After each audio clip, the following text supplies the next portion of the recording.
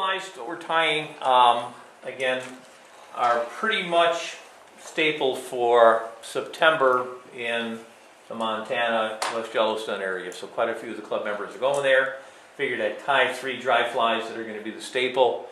You should have them in your box, and so we're going to work on it. Smallest fly we're tying are 18s. They can go down. I passed a box around. Those got a chance to see what they look like going down to a 26. Ties the same way. Now I refer to this first one as a convertible midge. And let me explain what I mean by convertible. Quite often people don't understand that you can take a fly, the standard dry fly, with the finished fly and a pair of scissors. You've got the ability to trim your fly based upon what it is you intend to fish. So you don't have to carry a nymph and a merger, a nymph, a dry, and a spinner, and a merger, and a dry fly. You can carry just a dry fly and scissors. And based upon what's happening, you create the fly you need. So having a half a dozen of the dry fly and scissors gives you many options instead of a whole lot of other flies in your box. That's why it's called a convertible. I've fished this midge, and I've had this midge in my repertoire for probably 15 years. It works great. Now I'm tying this in black because that's historically the easiest color for the fish. It's all thread body. As you can see, we're going to use a mallard tail, a couple of wisps of mallard. Okay, we're just going to take a few fibers. We don't need a lot, 3 or 4. Okay, we're going to use black thread for the body. We're going to use CDC for the wing.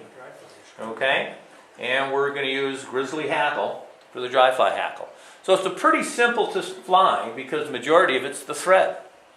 I suggest using 8/0 thread because of the size of the hook. Anything, if you were going to use 6/0 thread, you pass that around. If you're going to use 6/0 thread, what happens is the fly becomes too bulky.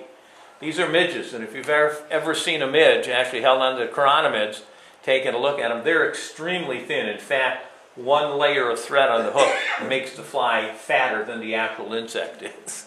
So the tendency is for us to overdress a tremendous amount.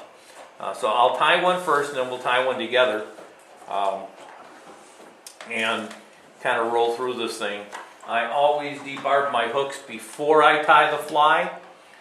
And the reason for that is if you tie it, then debarb it, and the hook breaks, you've just wasted all your time and energy tying a fly that's going to turn around and break on you, and wasted the time. So simple. Start to get your hook in the vise, expose the tip, the point. I like to be able to see where the barb is because the barb confirms the back of the body.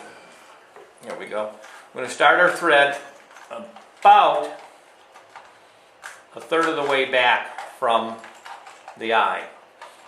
Touching turns because we're creating the body.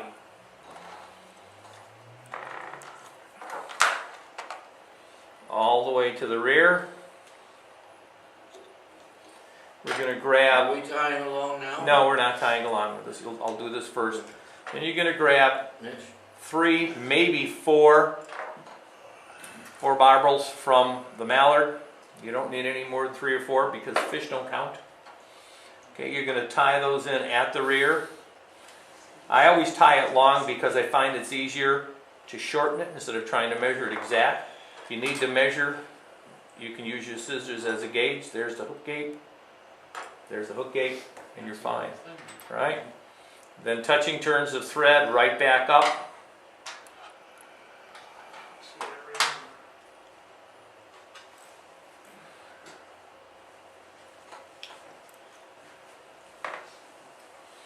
Right back to your tie-in point.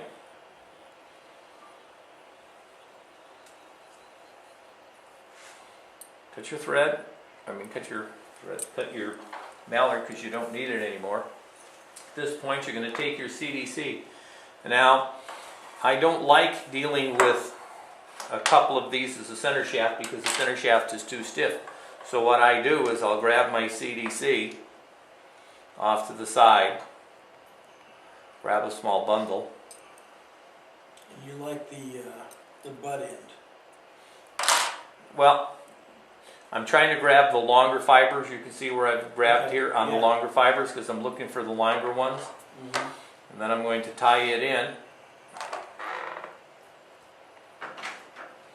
Okay. At this point, if you like, you can clip it a little short. Okay. How many miles away? Then you're going to take your dry fly hackle. Now I prepared the dry fly, and I'll show you what I've done. And if you look closely, I've removed most of the barbules from the stem.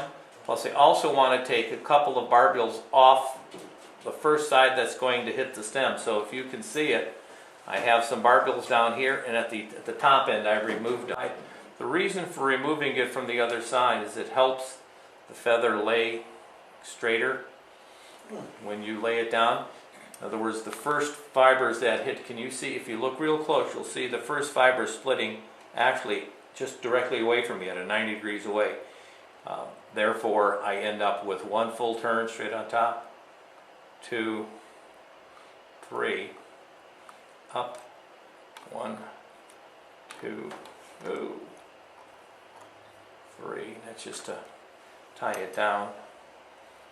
Now the way I like to clip my feather is if I cut it, I'm always afraid of giving it a haircut, so what I do is I just open my scissors slightly, torque up on the feather, and push it.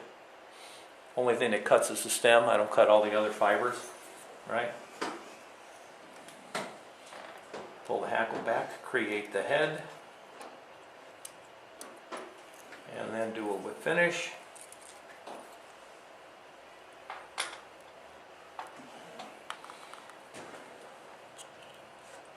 Now, little trick. I watch a lot of you who do the whip finish, even with the tool.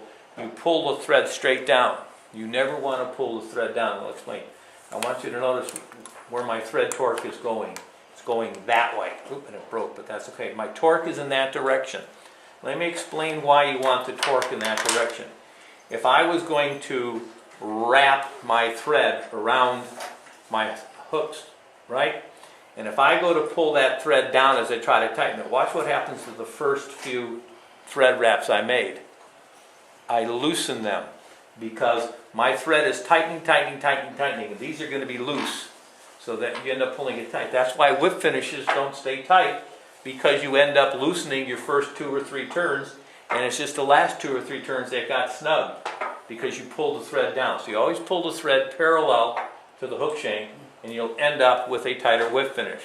Those who always are afraid of whip finishes, you'll see a lot of tires who will put double whip finishes on, which is kind of silly. A 5-turn whip finish should be more than good.